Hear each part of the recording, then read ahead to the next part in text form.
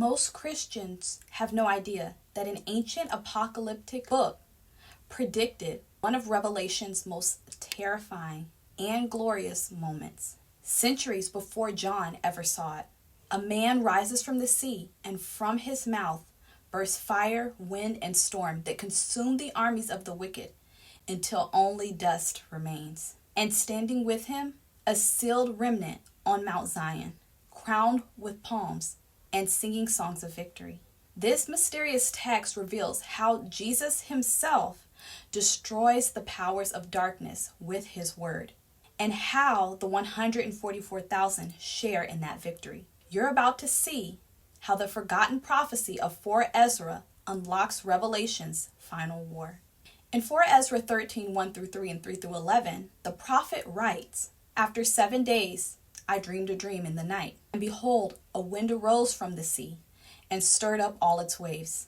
And I looked, and behold, this wind made something like the figure of a man come up out of the heart of the sea. I saw that this man flew with the clouds of heaven, and wherever he turned his face, everything under his gaze trembled. When he spoke, out of his mouth came something like a stream of fire from his lips, a flaming breath, and from his tongue he sent forth sparks and storms. All these were mingled together, the stream of fire, the flaming breath, and the great storm, and they fell upon the onrushing multitude that was prepared to fight, and burned them all up, so that suddenly nothing was seen of the innumerable multitude, but only dust and the smell of smoke. And I was amazed."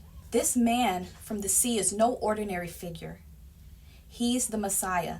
One leading scholar on Jewish apocalyptic literature says this: "The man from the sea is clearly a messianic redeemer figure who destroys the wicked by the fiery breath of his mouth." Long before Revelation 19 described the rider on the white horse whose sword comes from his mouth, Ezra saw this same divine warrior rising to judge. Revelation 19:15 says, "From his mouth comes a sharp sword with which to strike down the nations." Isaiah 11:4 echoes it. "He shall strike the earth with the rod of his mouth, and with the breath of his lips he shall slay the wicked." This is not human warfare. It's divine speech as judgment. Another scholar comments that the sharp sword that's proceeding from the mouth of Christ signifies Christ's powerful word of judgment. The imagery is rooted in Isaiah and echoed in 4 Ezra 13. The same voice that once said, "Let there be light," now says, "It is finished," over the darkness of this age. But 4 Ezra doesn't stop there. In chapter 2, Ezra sees another scene, not of destruction, but of coronation. It says, "I, Ezra, saw upon Mount Zion a great multitude, which I could not number. And they all praised the Lord with songs. And in their midst was a young man of great stature, taller than all the rest. And upon the head of each he placed a crown and gave them palms." The angel then explains to Ezra, "These are they who have put off mortal clothing and put on the immortal. The Son of God is the one who crowns them."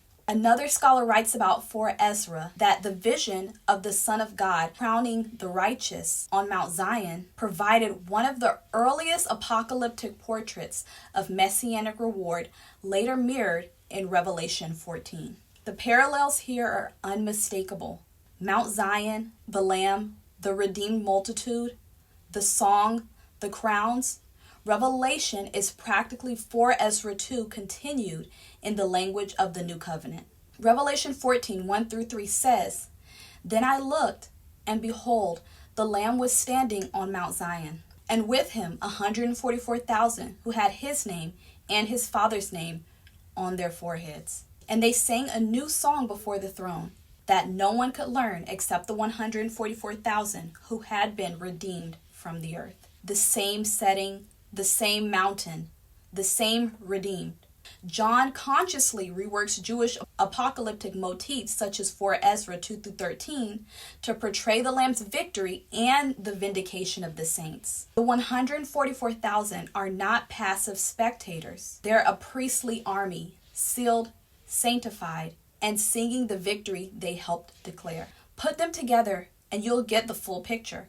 For Ezra 13, the fiery judgment. For Ezra 2, the heavenly reward. And between them stands Revelation 14, the bridge where judgment and worship meet. The same fire that destroys the wicked purifies God's people. And the same word that devours evil exalts the Lamb's followers. In both 4 Ezra and Revelation, the eschatological battle is not won by human weapons, but by the divine word, a symbol of God's ultimate authority. This is why the 144,000 are called first fruits. They're the first generation to fully mirror the Lamb's authority, conquering not with swords, but with faithfulness. Revelation 14 shows that the 144,000 carry this same praise sword reality. Their song is not entertainment, it's warfare. It's why the enemy fears their worship, because it releases the decree of heaven. 4 Ezra describes 3 forces, fire, wind, and storm, flowing from the Messiah's mouth. What was literal judgment on the wicked becomes spiritual authority in the saints. The same spirit that burned up rebellion now burns through their worship. The measuring and sealing of God's people signify their preservation through tribulation, not their removal from it. They stand within the sphere of divine presence, functioning as priests and witnesses. So, when Jesus stands on Mount Zion with his 144,000, it's not escapism, it's enthronement after endurance. They stood faithful under the beast's system, and now they stand in the Lamb's light. The same pattern is unfolding again. God is raising a remnant that will not fight with anger or politics, but with purity, worship, and his truth. And their mouths will carry his word like fire. Their song or worship will shake strongholds because it's forged in the furnace of obedience. This is the generation that mirrors the 144,000, not by literal number, but by nature. A priestly army that sings from Zion while Babylon burns. And God is inviting you into this consecrated life, to live so yielded to him that your voice becomes his weapon, to let every act of worship be a strike against the darkness. So now you've seen it, the mysterious text that reveals the battle plan of heaven before Revelation was ever written. For Ezra saw the Messiah rise from the sea, riding on the clouds. He saw fire come from his mouth and judgment on his enemies and victory for his saints. He saw the Mount Zion multitude crowned and singing before the Son of God. And Revelation shows it fulfilled. The Lamb and his 144,000 singing the song that no one else can learn. Their melody is judgment and mercy joined together. The sound of a people who overcame. If this prophetic message opened your eyes, don't stop here. Watch these videos next, and I'll see you there.